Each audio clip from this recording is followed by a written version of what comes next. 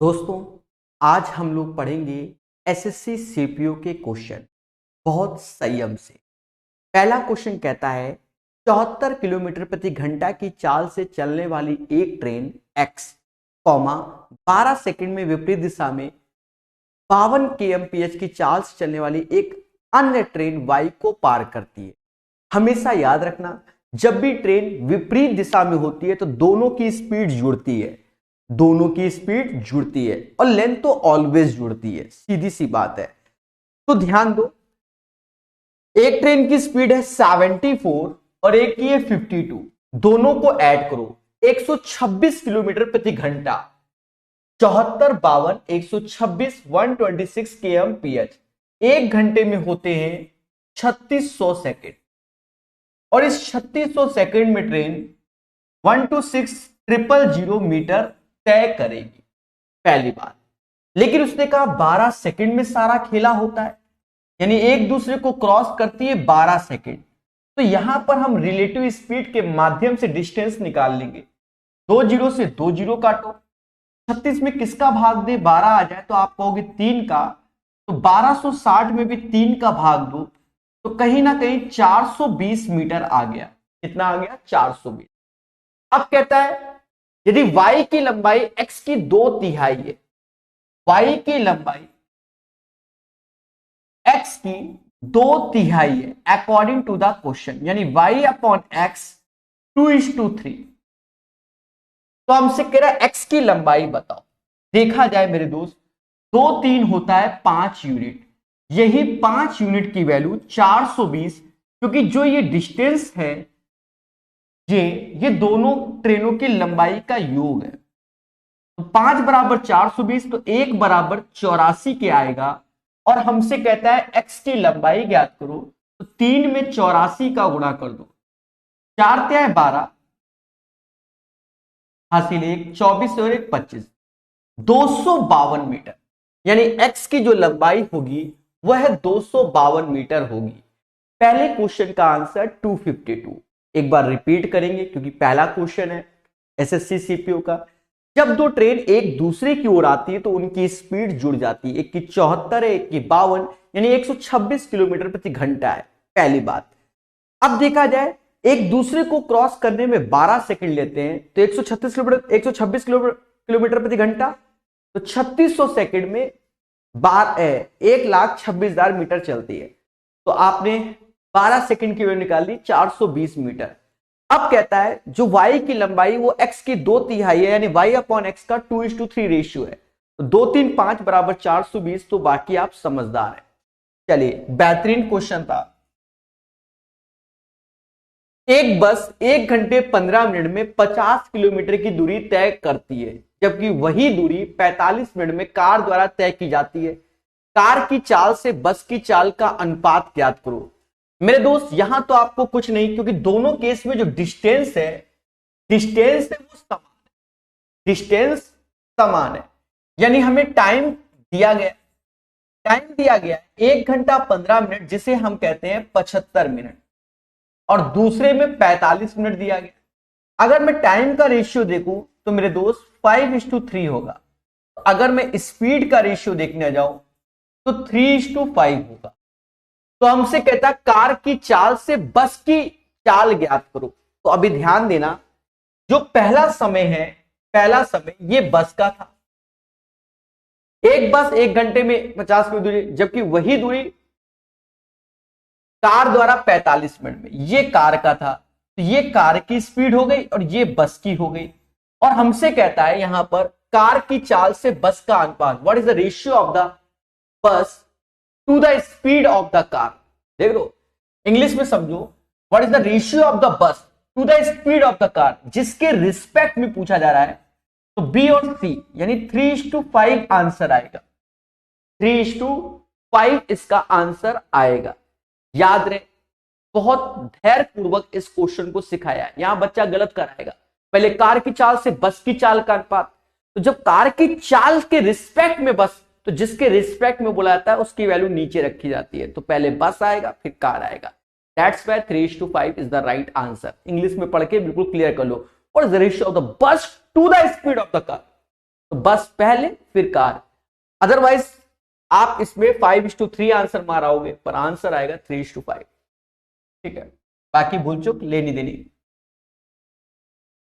एक व्यक्ति 300 किलोमीटर की दूरी तय करता है, फिर शुरुआती बिंदु पर लौटता है। जाने की यात्रा के लिए उसके द्वारा लिया गया समय वापसी के लिए यात्रा में 5 घंटे अधिक है। अगर वह जाने की चाल से 10 kmph अधिक से लौटता है तो जाने की यात्रा के लिए चाल क्या थी? देखो, अगर वह जाने की चाल से 10 kmph अधिक से लौटता है, जाता है x की स्पीड से, आता है x+10 की स्पीड से, दोनों का अंतर 10 है और हमारा खेला है 300 किलोमीटर का, डिफरेंस बिटवीन टाइम 5। जिस बच्चे को यह चीज नहीं मालूम, जब भी डिफरेंस बिटवीन टाइम समय के अंतर का खेला होता है तो जो डिस्टेंस होती है वो पहली स्पीड, दूसरी स्पीड, दोनों की स्पीड का अंतर, साथ ही साथ समय का अंतर। अब ये कैसे? जैसे मेरी स्पीड 40 की है, मैं कोई दूरी तय करता हूं, जब मैंने अपनी स्पीड 45 की कर ली तो मैं 4 घंटे पहले पहुंच गया। इसका मतलब यहां डिफरेंस बिटवीन टाइम वाला कॉन्सेप्ट लगेगा, और जब कॉन्सेप्ट लगेगा तो उसके बिहाफ पर आपको क्वेश्चन का आंसर निकालना है। मेरे दोस्त, बहुत पेशेंस से कैलकुलेशन, सारा खेल कैलकुलेशन। 2 बार में गया, ये हो गया 600। 600 को ऐसा ब्रेक करो कि अंतर आ जाए कितने का? 10 का। तो साफ साफ ब्रेक हो गया, 20 × 30 600 होता है। और गौर से देखो, इसका डिफरेंस भी 10 है, तो यानी x बराबर सीधे 20 हो गया।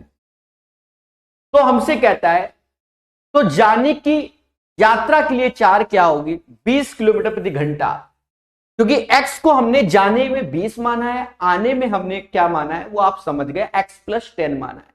दैट्स वाई 20 आंसर, वरना आप 30 मार आओगे। क्वेश्चन को पढ़ो तो मेरा, what was the speed for the outward the journey. ठीक है, क्लियर है? जाने के लिए, आने के लिए नहीं बोला, रिटर्न जर्नी की स्पीड नहीं पूछ रहा है। क्लियर है? तो भाषा को क्लियर समझो। 239 239 A train traveling at the speed of x kmph crossed a 300 meter long platform in 30 seconds. Overtook a man walking in the same direction at इतना. What is the value of x? देखो, यहां पर train की speed नहीं दी गई है, ये एक बड़ा मुद्दा है। तो इस केस में हम क्या करते हैं, हम इसको जनरल तरीके से सॉल्व करेंगे, तभी हमारा आंसर सही आएगा। एक एक चीज को समझना। x kmph की चाल से यात्रा करने वाली एक ट्रेन 30 सेकंड में 300 मीटर लंबे प्लेटफॉर्म को क्रॉस कर, ठीक है, क्योंकि यहां पर ट्रेन की भी लेंथ नहीं दी गई है, वरना 30 सेकंड और 300 वाला हम निकाल लेते। अब 20 सेकंड में 6 kmph की चाल से चलने वाले व्यक्ति को क्रॉस करती है, यहां से ट्रेन की लेंथ आएगी पर स्पीड नहीं आएगी, यानी 2 वेरिएबल का खेला हो गया। असली मुद्दा ये है। दैट्स वाई हम बेसिक से जाएंगे, क्योंकि पेपर में हम एक ही बार पेन चलाते हैं, दोबारा नहीं। ध्यान देना, जब कोई ट्रेन किसी प्लेटफॉर्म को क्रॉस करती है तो अपनी लेंथ के साथ साथ उसकी भी लेंथ को, माना ट्रेन की लेंथ L है और प्लेटफॉर्म की लेंथ 300 है और ट्रेन की स्पीड x kmph है और वो प्लेटफॉर्म को क्रॉस कर रहा है, तो x किलोमीटर प्रति घंटा 5/18 का गुणा कर लो, ठीक है, और 30 सेकंड का खेला हो गया। यानी यहां से आप चाहो तो ऐसे बना सकते हो कि 30 गुणे x into 5/18 is equal to L plus 300। This is the equation number 1। चाहो तो ऐसे समझ लो, distance is equal to speed into time, distance is equal to speed into time, ये पहला हो गया। फिर कहता 20 सेकंड में 6 किलोमीटर प्रति घंटा की उसी दिशा में चलने वाले व्यक्ति को पीछे छोड़ देती है, यानी अब सेम डायरेक्शन में जा रही है, सेम डायरेक्शन, यानी 20 सेकंड में किसी व्यक्ति को, तो जब कोई ट्रेन किसी व्यक्ति को क्रॉस करती है तो अपनी ही लेंथ को क्रॉस करती है, तो ये L, पर स्पीड क्या होगी? सेम डायरेक्शन है, सेम डायरेक्शन में जो इस रिलेटिव स्पीड होती है, दोनों की स्पीड का अंतर, ट्रेन की स्पीड x है, व्यक्ति की स्पीड 6 है, सेम डायरेक्शन में तो इनकी रिलेटिव स्पीड x माइनस 6 5/18, क्योंकि मीटर पर सेकंड में कन्वर्ट करना होगा। ये मैंने ऐसे इसलिए लिखा जिससे आपको समझ में आए, किताबी फॉर्मूले ऐसे चलते हैं। तो बस यहां पर ऐसा करोगे 20 x माइनस 6 5/18 और इज इक्वल टू एल। गहरी सांस लो और प्यार से कर लो। प्यार से कैसे करोगे दोस्त, ये एल की वैल्यू इसमें उठा के रख दो बस। तो हमें तो x ही चाहिए, x का मान निकल आएगा।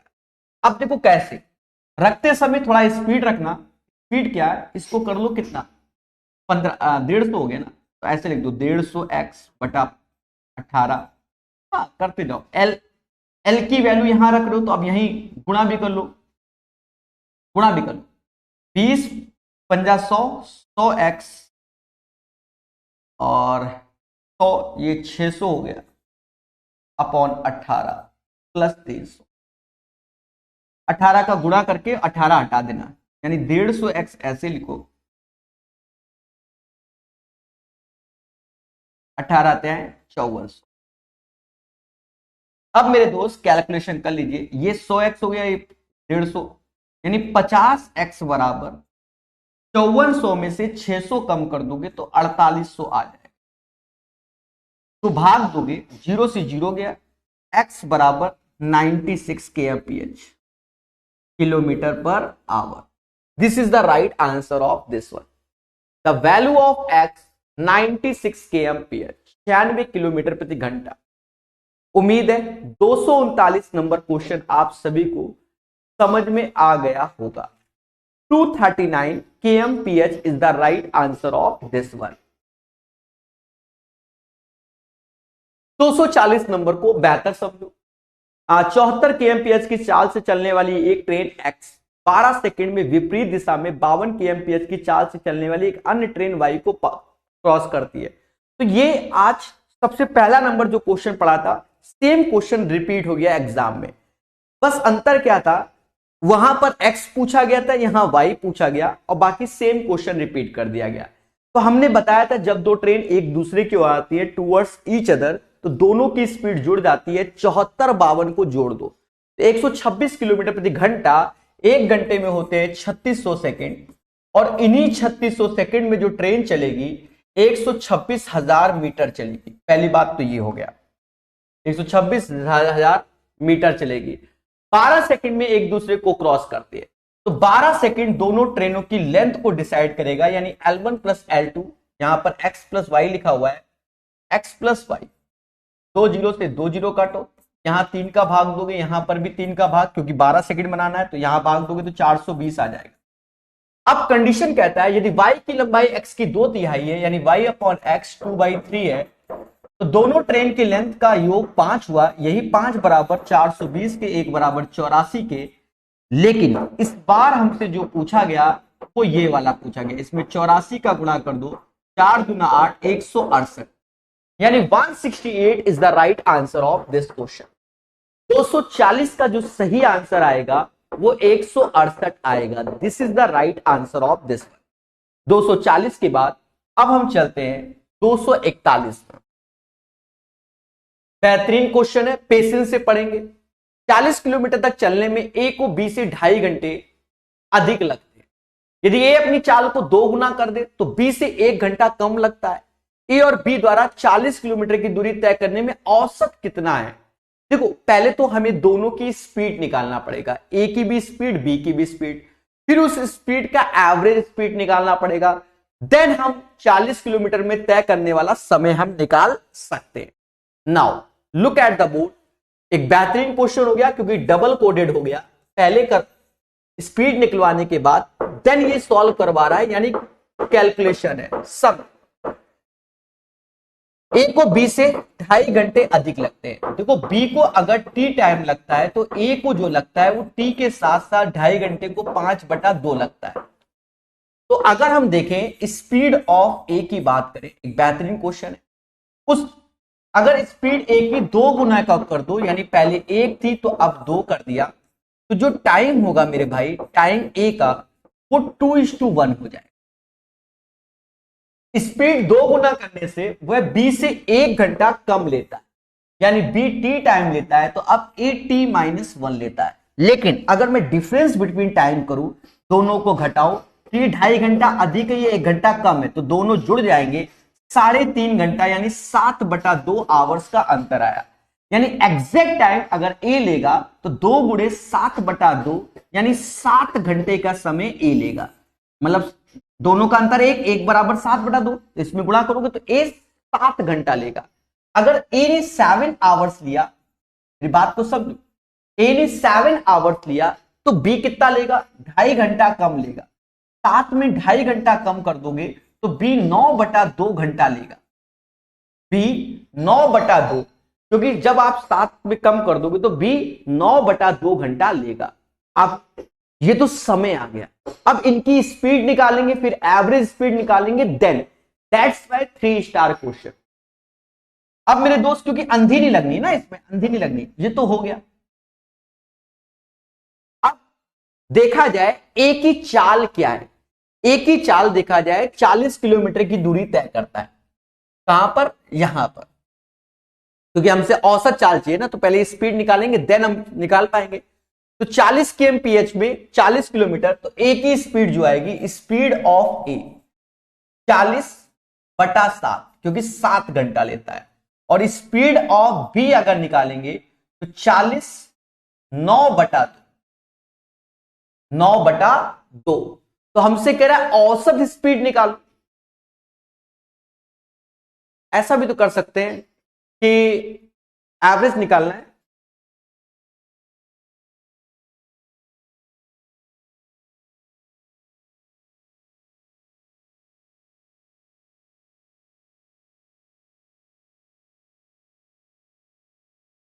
ऐसा भी कर सकते हैं।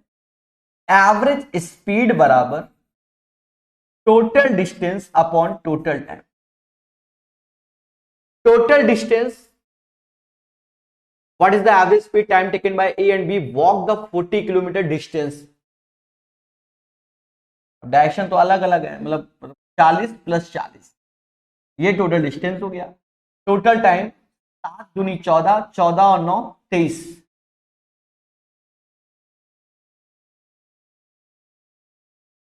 14 और 9 23, कैलकुलेटिव हो रहा है।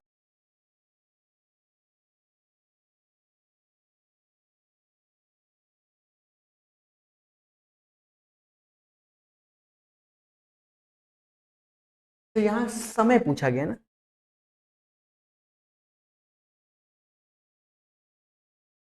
वो सही था, जो तरीका हम लगा रहे हैं वो एवरेज स्पीड का सही है।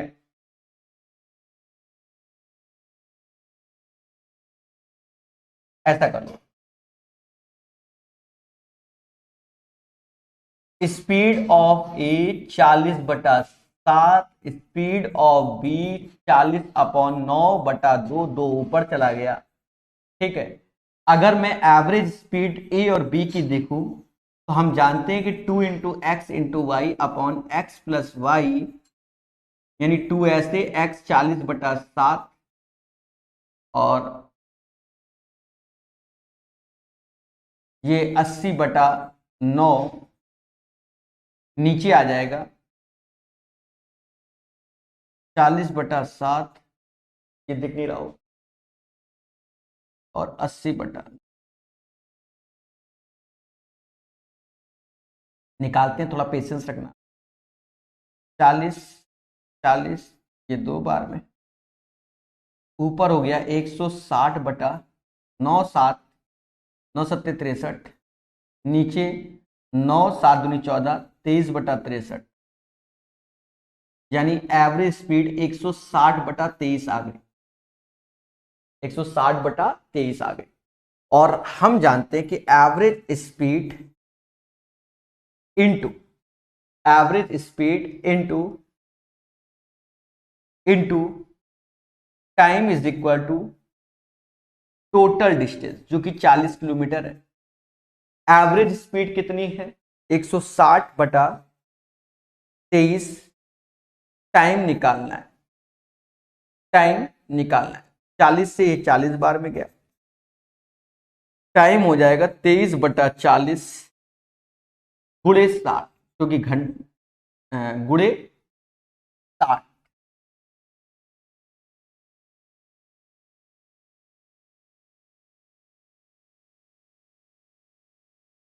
एक सेकेंड, कभी कभार मेरे साथ ऐसा होता है, पर डरने की बात नहीं है, मैं पूरा बताऊंगा ईमानदारी से। 40 से ये 4 बार में गया, टाइम हो गया 23/4, और 23/4 को हम लोग बोलेंगे 5 से ही 3/4 आवर्स, यानी 5 घंटा और 45 मिनट, ये आंसर आएगा। Right answer of this question 5 hours 45 minutes, this is the right answer of this one. एक थोड़ा सा ये बड़ा हो गया, लेकिन आंसर यही होगा। This is the right answer of this one. ठीक है, एक बार मैं फिर से बताऊंगा इसको, उम्मीद है ये चीज आपको समझ में आई होगी। हम इस क्वेश्चन को दोबारा रिपीट करते हैं, 241 को। ध्यान देना, ध्यान देना। देखो, कहता है 40 किलोमीटर की दूरी को तय करने में ए को बी से 2.5 घंटे अधिक लगता है। अगर बी को टी टाइम लगता है तो ए को जो लग रहा है वो t+5/2 लग रहा है, according to the question, according to the question. फिर कहता है ए अपनी स्पीड को 2 गुना कर दे, पहले 1 थी आप 2 कर दी, तो ए को जो टाइम लगेगा वो 2:1 लगेगा। काफी बड़ा क्वेश्चन बना दिया है ये, इसलिए क्योंकि कई भाषा का प्रयोग हुआ है। अब देखा जाए जब ए अपनी स्पीड को 2 गुना करता है तो वो बी से 1 घंटा कम लेता है, यानी t-1। डिफरेंस बिटवीन टाइम यहां पर आप समझ गए होंगे कितना आया, 3.5 घंटा, यानी 7/2 आवर्स। तो 1 बराबर 7/2, तो यानी ए को जो टाइम लग रहा है वो 7 आवर्स लग रहा है। ये टाइम ऑफ ए हो गया। जब टाइम ऑफ ए को जो टाइम लग रहा है वो 7 घंटा लग रहा है, तो बी के में 5/2 कम कर दोगे तो टाइम ऑफ बी जो लगेगा वो 4.5 घंटा, यानी 9/2 लगेगा। अब हमसे कहता है 40 किलोमीटर की दूरी तय करने में ए और बी, मतलब 40 किलोमीटर की दूरी औसत स्पीड से तय करने में, औसत वर्ड बोल दिया, ए और बी को कितना टाइम लगेगा ये पूछा गया है, यानी एवरेज, औसत बोला गया है कि इनकी स्पीड का औसत से तय करने पर। तो हमें अब स्पीड का औसत निकालना है, तो एवरेज स्पीड ऑफ